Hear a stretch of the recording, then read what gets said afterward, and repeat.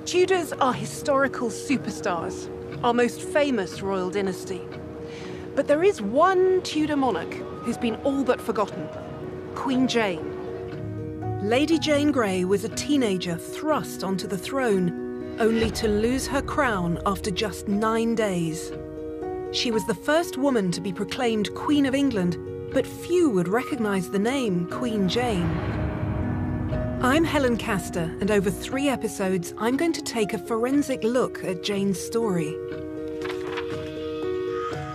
It's a Tudor thriller, an epic tale of family conflict, ambition, and betrayal. The death of a king covered up, and a country torn between 2 faiths. Our protagonists include the manipulative duke, the wronged princess, and the God-fearing 15-year-old who finds herself caught between them and pays with her life. I'm going to track down original sources written as the drama unfolds. This is the really exciting bit of the job. I'll talk to expert colleagues. I've been in this game for 40 years, and I have to tell you, there is no trickier Tudor subject than Jane Grey. And I'll visit the places where Jane once walked during the 9 days that she reigned. This time, Jane's power base dissolves into deceit and treachery. But the question remains, will she escape with her life, or will she pay the ultimate price for her part in the coup?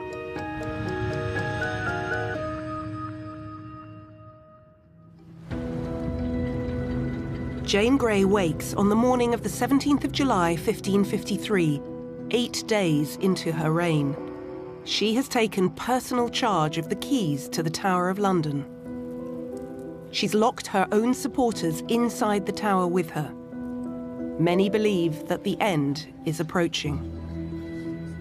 We're entering the final chapter of a story that began several months earlier. The men who surrounded the dying son of Henry VIII have staged a coup. They've blocked Mary Tudor, Henry's eldest daughter, from the succession and put her cousin Jane onto the throne. Lady Jane Grey was a teenager in the royal court. Now she's Queen Jane of England. But Mary has fought back, and she's proving popular. Out in East Anglia, at her castle at Framlingham, Mary has assembled an army of local landowners and tenant farmers. It becomes apparent that the common mood of the realm is pro-Marian. Noblemen discovered that their tenants were refusing to fight for them. And just as a king needed his nobles to fight for him, nobles needed their tenants to fight for them. That's how it all worked. Even some of Jane's closest advisors, men from her Privy Council, have been talking of abandoning her.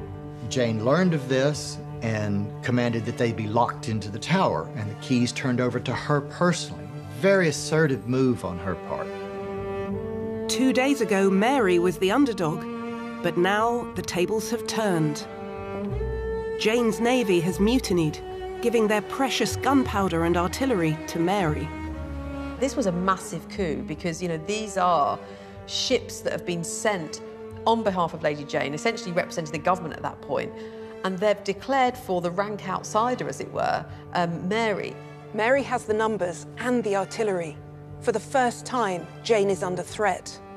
And now it's not just her crown she could lose, it's her life. As members of the council begin to desert her, Jane is taking extraordinary precautions in an extraordinary situation. I think once the Privy Council had begun to entertain the option of leaving the tower and Jane had to actually physically lock them in, I think she was intelligent enough to know that she was in trouble. She was in serious trouble.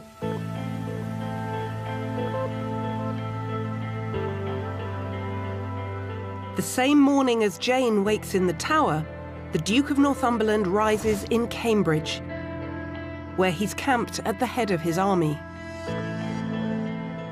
The Duke of Northumberland was no ordinary military leader. He was a powerful politician. He'd been chief advisor to Edward VI and the dominant figure at the royal court. He was also a leader in the battle against Catholicism. It was quite dramatic, so they were tearing organs out of churches because they didn't believe in music in church, and as well as destroying stained glass. I think something like 90% of religious art was destroyed. And while he'd become very powerful, he's also extremely unpopular. Having succeeded in putting Jane onto the throne, Northumberland now has another job to do in East Anglia. The key element in a succession crisis like this is to get hold of the alternative monarch. Northumberland wants to capture Mary and prevent her from moving against Jane's regime. The plan is to engage with Mary's forces at her castle in Framlingham. But Northumberland's progress has been slow. Northumberland had arrived in Cambridge on the 15th. Here, 50 miles from Framlingham, he hesitated. Rather than move in for a quick battle, he chose to wait for reinforcements. After 2 days of waiting, there's good news. On the 17th, he's still at Cambridge. He's waiting for his reinforcements to come in, and they are coming in. Probably the artillery arrives on the 17th, which is the key weapon for him. He knows that Mary's at Framlingham. He's assuming she's going to be entrenched there to try and defend the position. That is exactly what she was intending to do, and therefore he's going to need artillery to reduce her position. So he gets this key force on the 17th, and therefore is now ready to move. He's probably about 3,000 strong now, 2,000 cavalry, 1,000 infantry, and then, of course, these 30 or so artillery pieces. What he doesn't know is that a major piece of his plan, the warships off the coast of Suffolk, have mutinied. Now, at Framlingham, Mary has the artillery she was lacking. He's outgunned, but he doesn't know it yet. News of the mutiny has reached the Privy Council in London, and they haven't told Northumberland. Some of them are questioning their loyalty to Jane. The imperial ambassadors reported that many good men, among whom there are members of the council, are disgusted. They added, "There's trouble coming."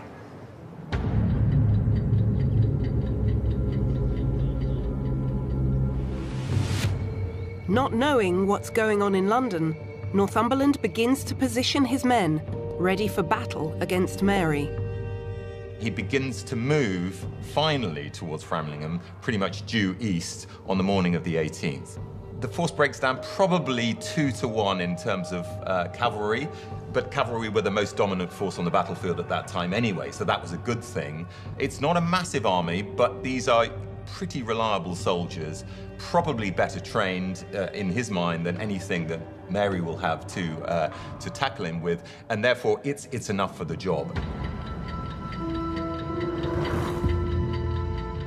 Inside the fortress of the Tower of London, the Privy Council is receiving a steady stream of worrying reports, including one message with chilling implications.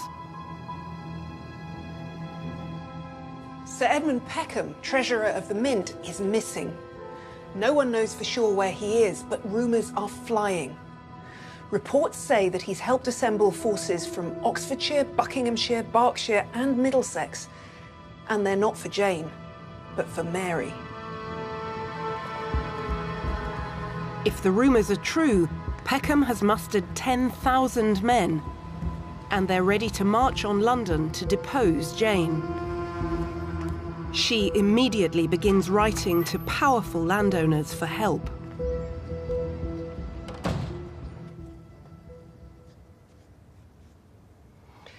This is a letter written on the 18th of July, 1553, from the Tower by Jane the Queen, as it says at the top. And it's a letter asking for help in subduing the violence and resistance that's taking place in her kingdom. And it asks the recipients to assemble, muster and levy all the power you can possibly make to repair with all possible speed towards Buckinghamshire, for the repressing and subduing of certain tumults and rebellions moved there against us and our crown by certain seditious men. This is a last-ditch attempt by Jane to rally support behind her. But these desperate letters come too late. In one report from the imperial ambassadors, they suggest that Mary appears to be stronger than the Duke. The balance, it seems, has tipped. Now the odds are that the Duke is facing defeat at Mary's hands. A message is hurriedly dispatched from the Tower.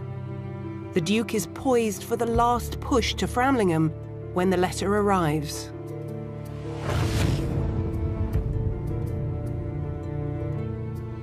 He receives information that actually everything's changed, and two bits of crucial information. The first bit is that Mary's forces are actually stronger than he might have anticipated.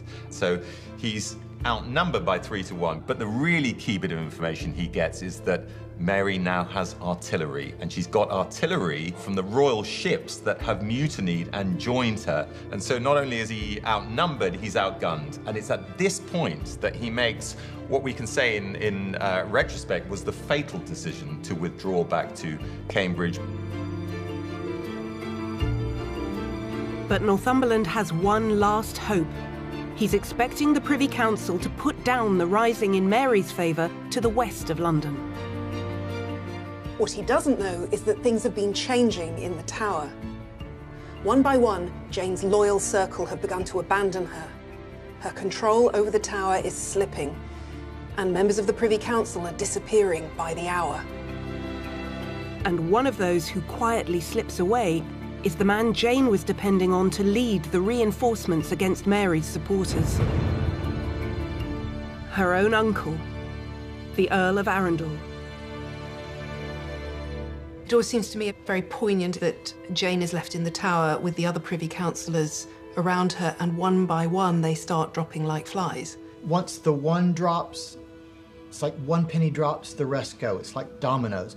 Because they begin to see that the public mood is very much against Jane. It's very much in favor of Mary. Finally abandoned by her uncle and the other members of the Privy Council, time has run out for Queen Jane. The 18th of July would be the last day of Jane's 9-day reign.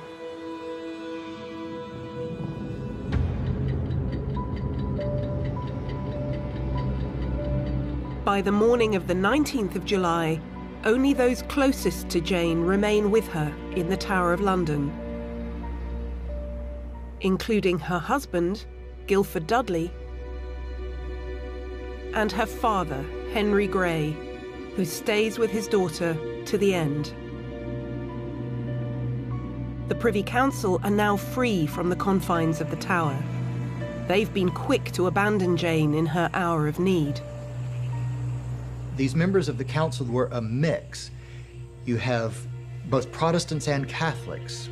You have the Earl of Arundel, who was a Catholic, and he had supported Jane, but we presume that that was for monetary reasons, but then he fell back on his religious alliance and shifted to Mary. Paulette, he was an older man who had been raised in the Catholic faith, had converted to Protestantism, so he too began to shift back.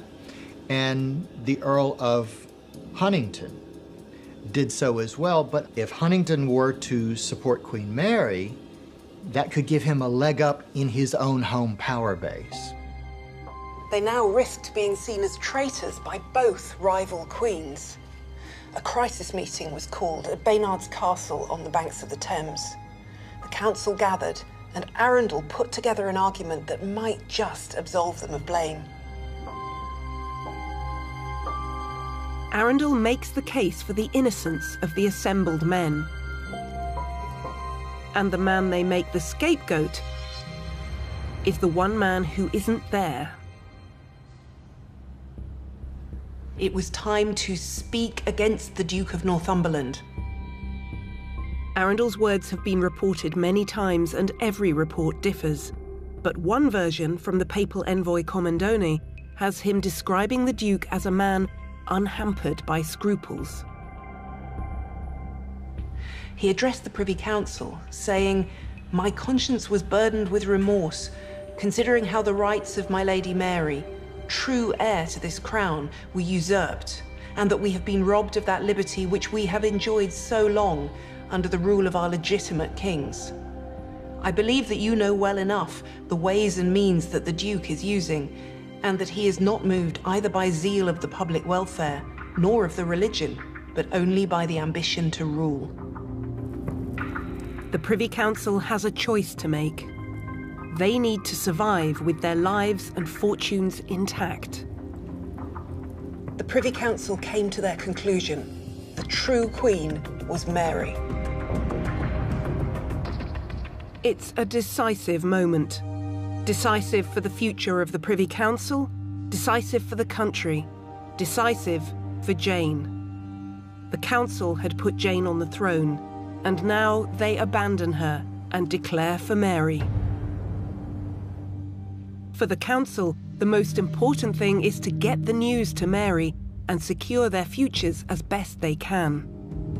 As the Earl of Arundel set out on a fast horse through the streets of the capital, on the road to Mary at Framlingham, the rest of the Privy Council headed for Cheapside to tell the people their decision. Big crowds had assembled, waiting to hear what the councillors have to say. When they broke the news, the city erupted in celebrations. There were bonfires without number, and people singing in the street for joy.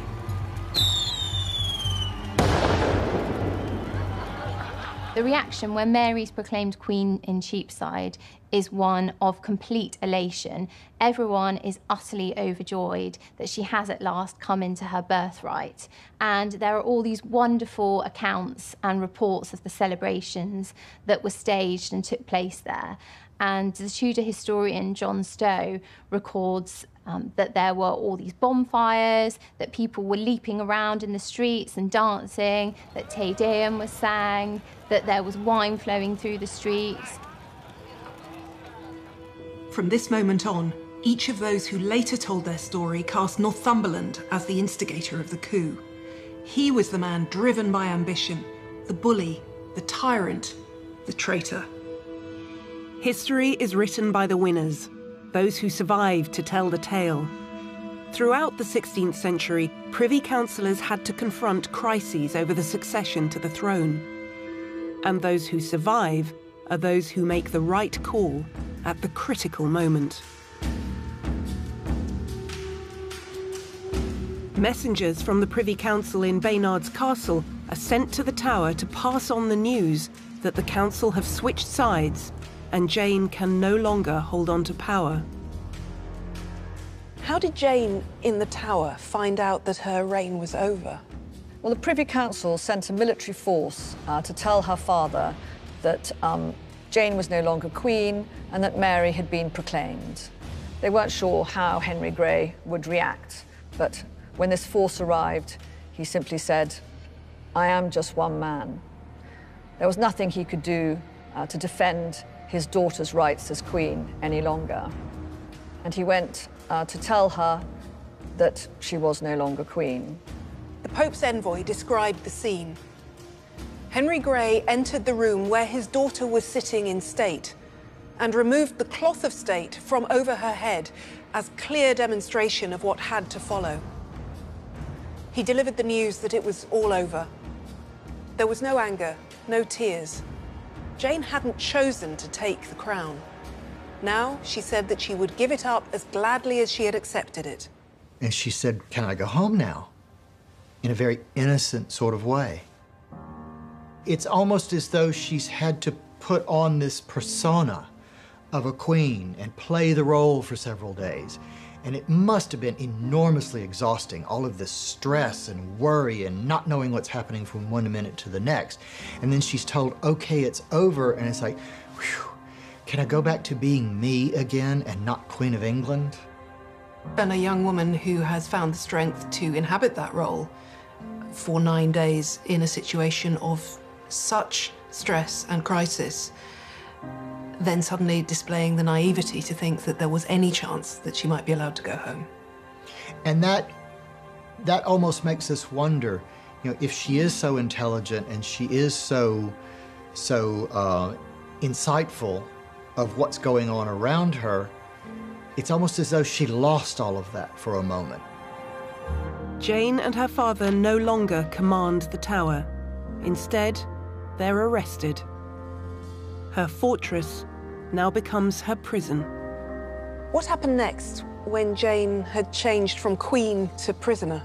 She was stripped of her valuables, down to her small change. She was then escorted from the royal apartments to this small house on Tower Green, which belonged to the gentleman jailer, Nathaniel Partridge. The house is still within the confines of the Tower, but very different accommodation. Yes, it's a world away in terms of status. In one, she would sit on essentially what was a throne under a canopy of state in great rooms hung with tapestries as a queen. And now she was appropriately in this small house as simply Lady Jane Dudley, the wife of a commoner. When the news reaches Northumberland in Cambridge, he knows he's facing a traitor's death. Fox's Book of Martyrs, A Protestant History, describes a man in crisis. In desperation, he proclaims Mary queen, and so laughed that the tears ran down his cheeks for grief. The Duke of Northumberland had not been born to high office. He'd fought his way to the top. He'd come so close to making Jane queen and his own son, Guildford, king. And now, it's all over.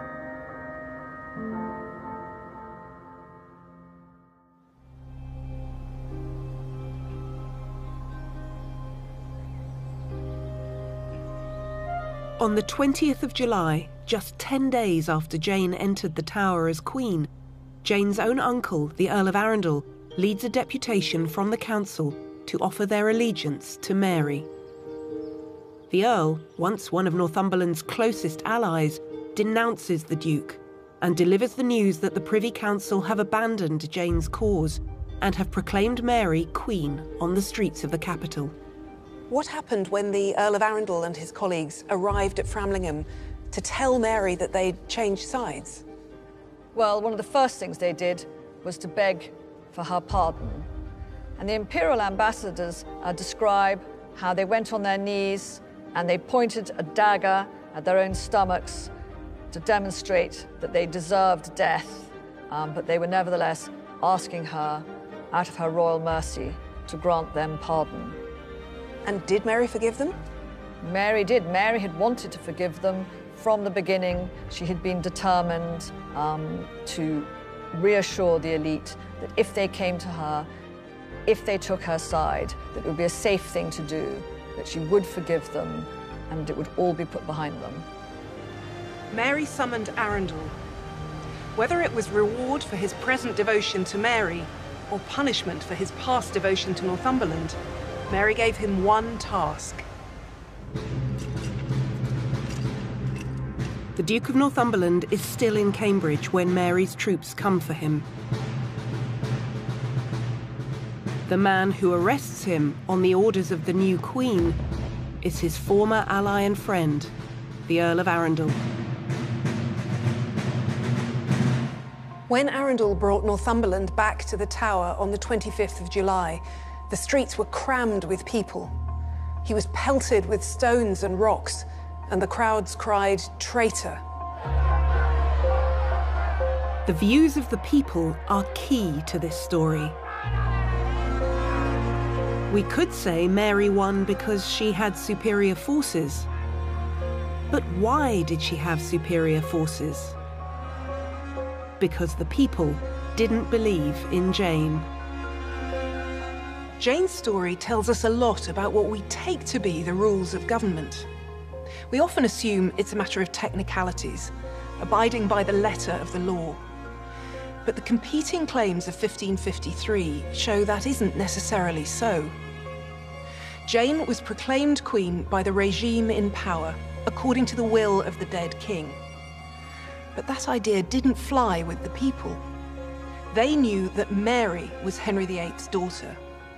Even if the law said that she was illegitimate, they believed that she, not Jane, was the rightful Queen of England. And if you can't get your people to obey you, then what kind of a queen can you really claim to be? On the 3rd of August, 2 weeks after Jane's reign had ended, Mary Tudor entered London to take control of the Tower. Crowds lined the streets. One Tudor chronicler who witnessed the events noted, "Her gown of purple velvet with sleeves of the same, her kirtle purple satin all thick set with goldsmith's work and a great pearl. Her palfrey, that's her horse, that she rode on, richly trapped with gold embroidered to the horse's feet." Mary was a vision of royal splendour. She was every bit the queen that people wanted to see. Mary quickly turned to the matter of Jane Grey and what to do with her. Against the advice of those around her who cried for blood, Mary looked for a bloodless resolution.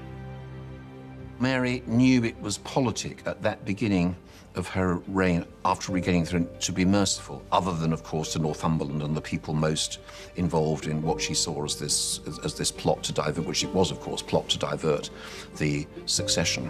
So Jane is actually, really, I mean, for the best part of 6 months, kept in confinement in the Tower. Jane and her young husband, Guildford Dudley, were imprisoned in separate quarters. Guildford was a prisoner in the Beauchamp Tower, and Jane was held for some time in Nathaniel Partridge's house, on this side here. We know that Jane was kept at the house of a Tower officer, but the location of the prison for the Dudleys is written into the walls. Often graffiti is the only way we know where specific prisoners were held. And in the Beauchamp Tower, there's the most extraordinary graffiti relating to the Dudley family. It's an elaborate piece left behind by Guildford's brother John, the Earl of Warwick, who was imprisoned with him in the Tower. You can tell it's him as Earl of Warwick because it has a bear and a ragged staff, which is the image of Warwick. And then it's surrounded by flowers which represent his brothers. So there's a rose for Ambrose, gillyflowers for Guildford, it's all very cheesy, honeysuckle for Henry. And also there's a verse underneath which says, basically says, those people who see this will understand why it's here and will be able to seek out the 4 brothers represented. Jane and Guildford would be spared, for now at least. But what of Jane's father? Jane's mother, Frances Grey, had been close to Mary, and if anyone could save the life of Henry Grey, then it would be her. Jane's mother, predictably, pleaded that the Grey family had been victims of Northumberland. She claimed to have evidence that her husband had fallen ill because he'd been poisoned by the evil Duke. Remarkably, Mary was persuaded. The blame, she felt, should be Northumberland's. He was the sole architect of the coup. The ultimate crime of treason was his, and his alone. Jane's father was pardoned and set free, but on the 18th of August, the Duke of Northumberland was put on trial in Westminster Hall. Here he was confronted by many of his former colleagues from the Privy Council who had switched sides to Mary. The outcome was never in doubt. He was sentenced to a public execution on Tower Hill.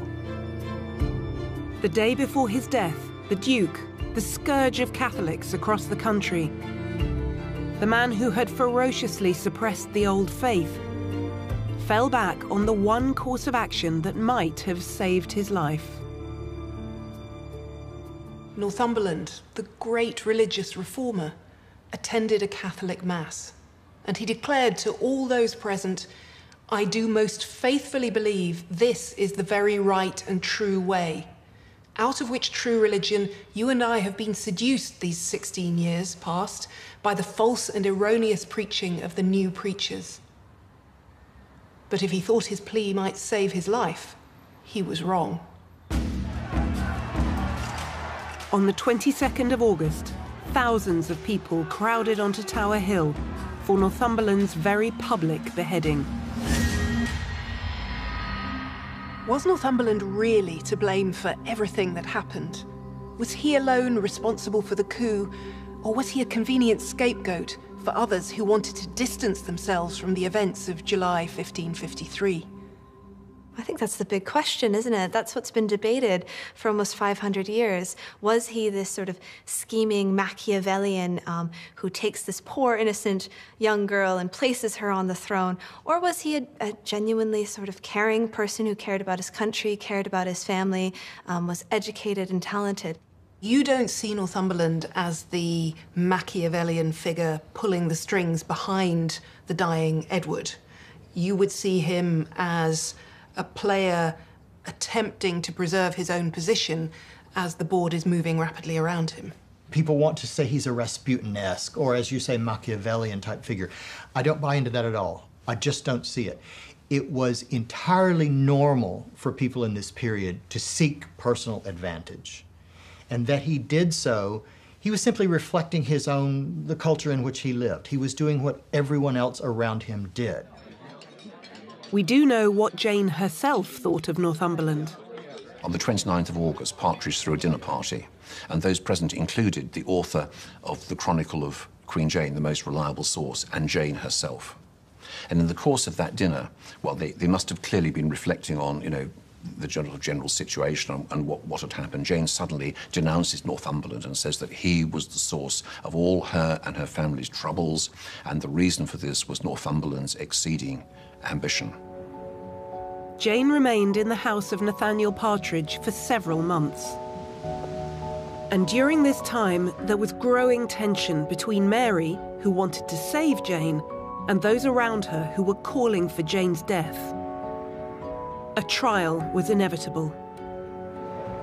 On the 13th of November, Jane was led out of the Tower. It was the first time she'd left the fortress since she'd entered it as Queen in early July. Now she walked through the streets, a single mile to the Guildhall, where she faced a public trial. Jane could have been tried in Westminster Hall, taken by water privately on a barge, but instead of this, she was processed through the streets on foot. A treason trial at this period was not a trial in the way we understand it. It wasn't about discovering guilt or innocence. It was essentially a morality play, and this morality play was a demonstration of Jane's guilt. She was dressed very dramatically, entirely in black, and she had hanging from her belt a prayer book. She was setting herself up as an example of Protestant piety. Jane was tried alongside her husband, Guildford. The trial opens with a Catholic liturgy, which Jane must have found extremely irritating and upsetting. Nevertheless, she listens calmly to the accusations laid against her of treason, which include her signing her documents as Jane the Queen, and she pleads guilty to treason, as does her husband, Guildford, who is on trial with her. At the end of the trial, entirely predictably, she is found guilty and condemned to death, either by burning or by beheading at the Queen's pleasure. Guildford is to be hanged, drawn, and quartered. But was Jane guilty? She was a teenage girl who'd played no part in planning to take the throne. Was Jane an innocent victim? Depends on how you define innocent. In purely legal terms, probably not, because she did actively participate in the events of her reign. She asserted herself and refused to make Guildford king. She willingly signed documents, repeatedly, numerous documents. She took the action of locking her privy councillors into the tower. All of those are very positive moves on her part to assert herself as monarch. So legally, no, she's not innocent. But in an extraordinary act of leniency, Mary suspended Jane's sentence. She continued to resist those around her who wanted Jane dead. Mary is somebody actually who, particularly at this stage of her reign, is generous. She's merciful. She's also very pragmatic because she knows it'll actually be rather wise to build up as much support as possible by being lenient where she can. Mary needs to bring people together, not divide them, to consign the crisis to history as quickly as she can.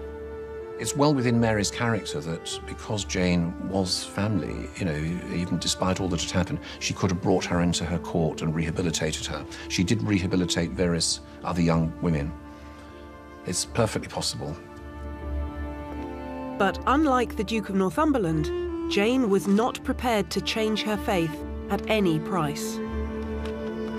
She was the sort of person we might recognize today. She's a sort of teenage religious ideologue who's prepared to die for her religious cause. Jane had one way of reaching the outside world. As a child, she had been schooled in writing letters, a skill that had traditionally been a male preserve. Women are able to, because they're able to write, are able to express themselves on paper. These are privy and powerful communications. You know, letters here are a sort of a political tool. As Queen, Jane had signed letters prepared by professional scribes. Now she put her own skills to work and gave full vent to her faith with no concern for the consequences. She hears that Mary has re-legalized the Catholic Mass. So the Catholic Mass, can be said again in England. Jane violently disapproves of Catholic Mass. She describes it as a sort of form of satanic cannibalism.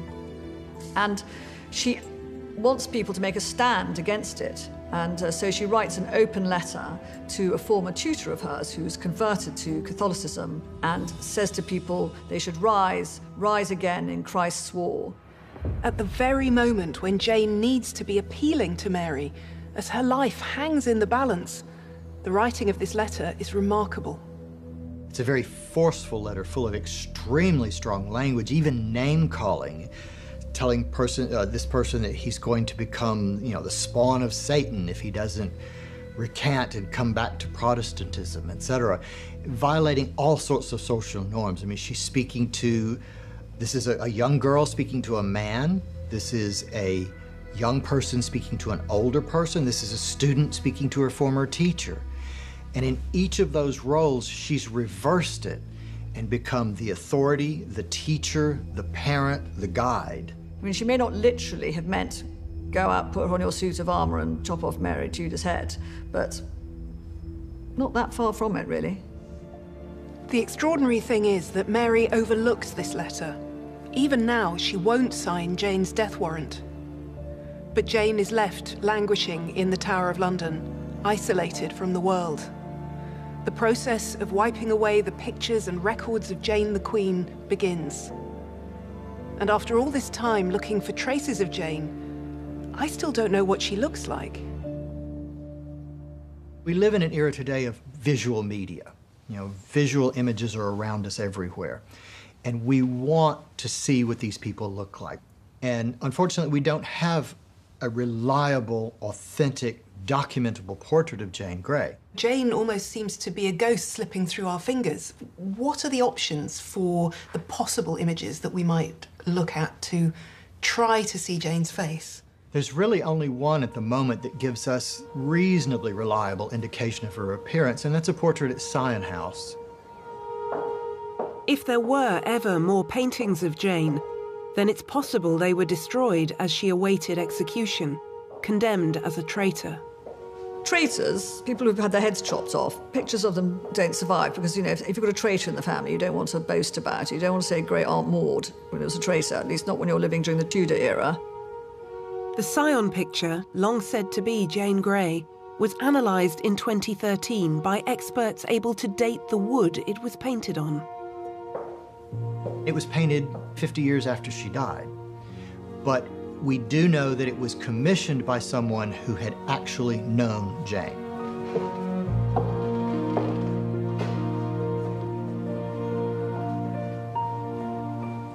So here it is. This is as good as it gets.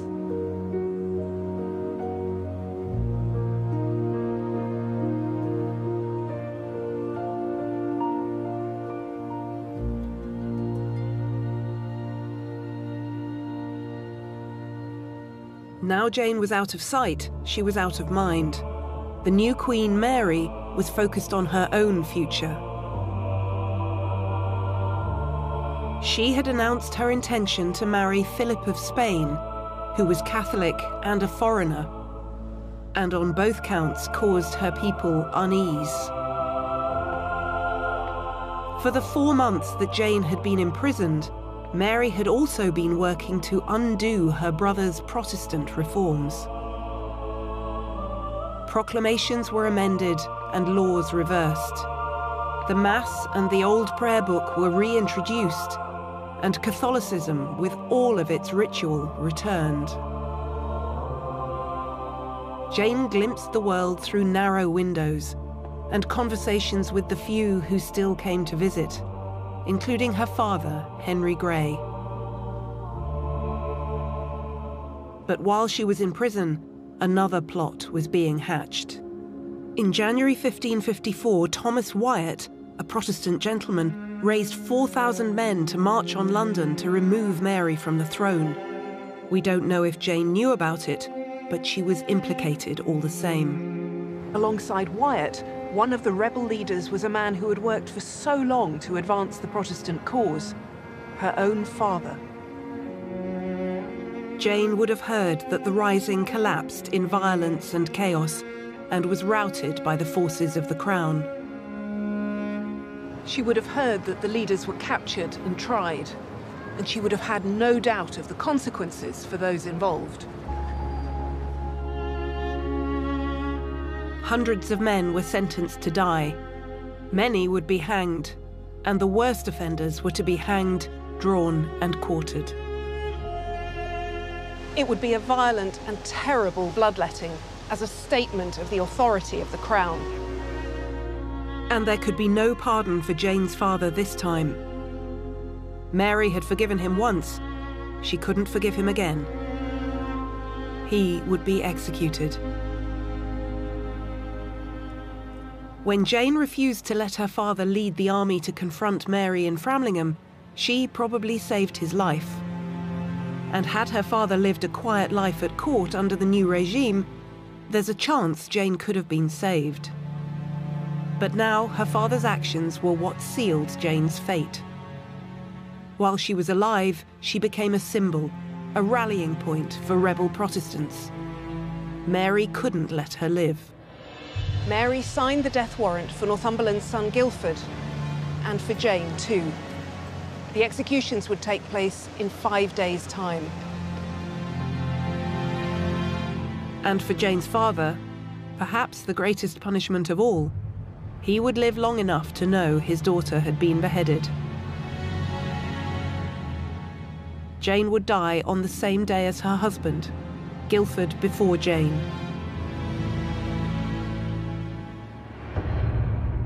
The vast majority of executions associated with the Tower of London happened outside the castle on Tower Hill, in public, for justice to be seen to be done. And of course that's what happens to Guildford Dudley. But for Jane herself, she's one of a very privileged group of people who were actually executed more privately within the castle itself. Between 1483 and 1941, there are 22 executions that happen within the confines of the Tower. And Jane is one of 5 women who are executed within the castle, and one of 3 queens, the other 2 being Anne Boleyn and Catherine Howard. There is an account of Jane's private execution, which is the most reliable description of this infamous event. It's in the Chronicle of Queen Jane, written by someone who was present inside the tower. Jane, we're told, was nothing at all abashed, neither with fear of her own death, neither with the sight of the dead carcass of her husband. She came forth, the lieutenant leading her, in the same gown wherein she was arraigned, neither her eyes anything moisted with tears, although her two gentlewomen, Mistress Elizabeth Tilney and Mistress Ellen, wonderfully wept. Jane carried a book in her hand, whereon she prayed all the way till she came to the said scaffold. Another source says that she conducted herself at her execution with the greatest fortitude and godliness.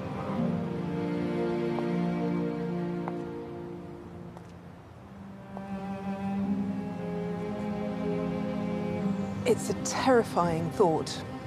Jane had to walk out here, lay her head on the block, and wait for the blade. When we talk about Tudor history, we use words like beheading without thinking too much about them. But Jane's death was a moment of horror.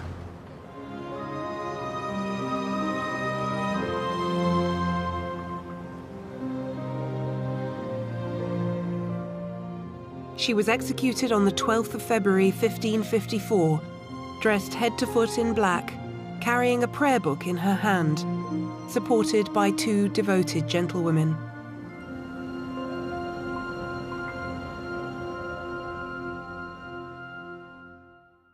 It may be the end of Jane's life, but this is where the enduring fascination with the 9 Days Queen begins. The story of how this young woman met her death has been repeated throughout history, and in the process, her execution has become shrouded in myth. There's another famous description of her execution. It's an account published in the weeks after Jane's death by an underground Protestant press. In other words, by someone who had an interest in making Jane a perfect Protestant martyr. It describes her last moments in heart-rending detail. "Shall I say this psalm?" And he said yes. Then she said the psalm of Miserere mei Deus, in English, in most devout manner to the end.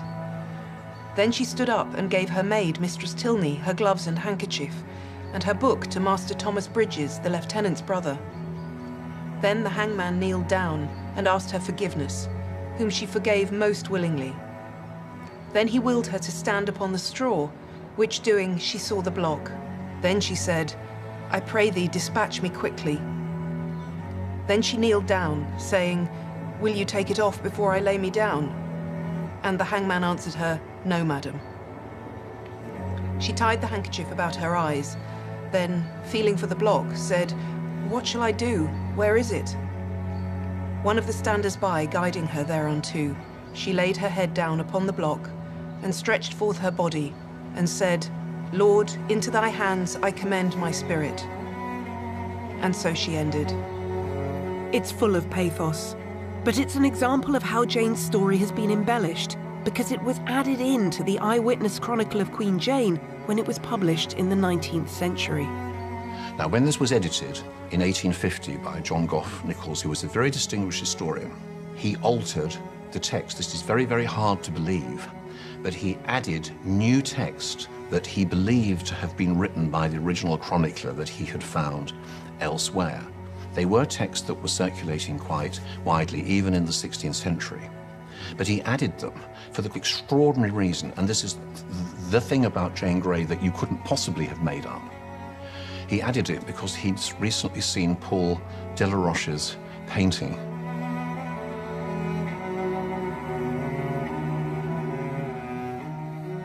All the pathos, all the drama of the version of the story that has Jane Grey, you know, coming up to the scaffold and then sort of basically fumbling with the blindfold and then groping for the block and asking the executioner, you know, "Are you going to do it before I've actually knelt down at the block?" And he says no, and then saying the psalm, you know, basically, "Have mercy upon me, O Lord." And the wonderful theatrical, dramatized creation of Jane as this innocent victim and Protestant martyr. That is not in the Chronicle of Jane Grey. The 19th century editor was inspired to include this description of Jane's execution in the otherwise eyewitness chronicle by one of the most popular portraits in the National Gallery. The execution of Lady Jane Grey was painted by the French artist Paul Delaroche over 250 years after Jane died.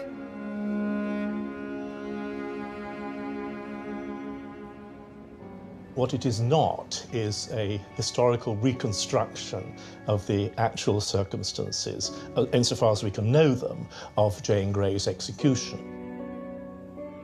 The painting was first shown in 1834, 30 years after the end of the French Revolution. If you put somebody with an axe and you have a young woman in the foreground who is about to be beheaded, inevitably this brings up the issues of French history which were perhaps too raw to be depicted at that particular time in their own right. The image of an archetypal innocent facing the block was a particularly resonant one in post-revolutionary France. What Delaroche was not striving for was historical accuracy about 16th century England. That is such a rubbish image. The only thing accurate in that image really is the straw on the floor. And beyond that, it is entirely almost histrionic, dramatic evocation of an idea rather than a depiction of an individual. Do you think the difficulty of seeing Jane's face is one of the things that's left space for the crowding in of myth about her, that it's harder to have a sense of her as a real person? It makes it very difficult to render her concrete. So there is kind of a mystery and a vagueness about it that leaves room for infill. At times, those gaps in the record have left room for complete invention. One of the best examples appears in The 9 Days Queen, written by Richard Davey and published in 1909. This is the book, and his source is a letter from a Genoese merchant called Baptist Spinola. The letter says, "This Jane is very short and thin, but prettily shaped and graceful. She has small features and a well-made nose, the mouth flexible and the lips red. Her headdress was a white coif with many jewels.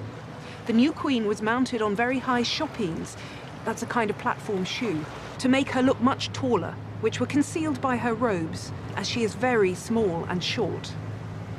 But here are the pitfalls of history. This, after her execution, the most often repeated detail in the story of Jane Grey, turns out to be a historical fraud. And that rich merchant, Baptist Spinola, probably never existed.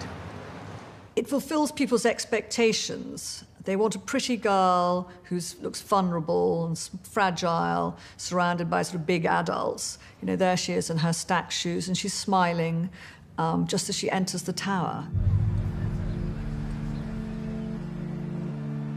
From the moment she died, people have mythologized and misrepresented Lady Jane Grey. But there's one object that allows us to hear Jane's own voice from beyond the grave.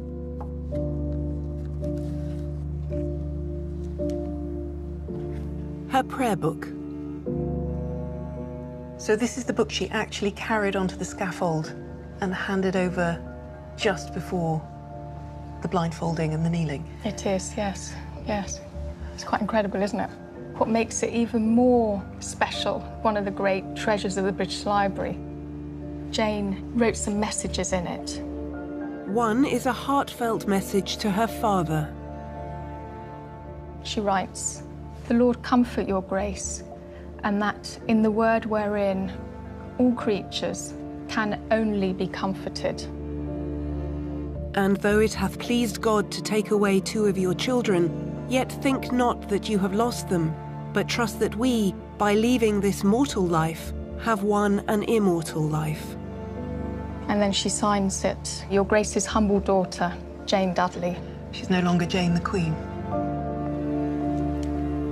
In another message, she writes to the Catholic gentleman who had been in charge of the tower during her time in prison. "I shall, as a friend, desire you, and as a Christian, require you, call upon God to incline your heart to his laws, and to not take the word of truth utterly out of your mouth, but live to die, live still to die. So she's saying, don't be misguided by false teachings. And of course, by that she means Roman Catholicism. Once we strip away the layers of myth and exaggeration, the Jane we find is devout, unflinching, composed to the end. But the one thing she could never be is the one thing that might have made a difference to her chances of keeping the throne. Her cousin Edward's plan for the succession makes it clear that he thought a man should wear the crown. One word gets repeated over and over again. Male, male, male, male, heirs male. To hold power meant to be male. Women were considered to be creatures of emotion rather than of reason. Edward's plan had been to keep women off the throne for good. No one has yet looked at it as a gender issue, as opposed to a pure political power religious issue. But as it turned out, Jane's 9-day reign was part of a critical moment in English history. She was overthrown by her female rival, Mary, who would rule England for 5 years. When Mary died, Elizabeth followed her onto the English throne. Another woman, another queen. Like Jane, she was a religious reformer.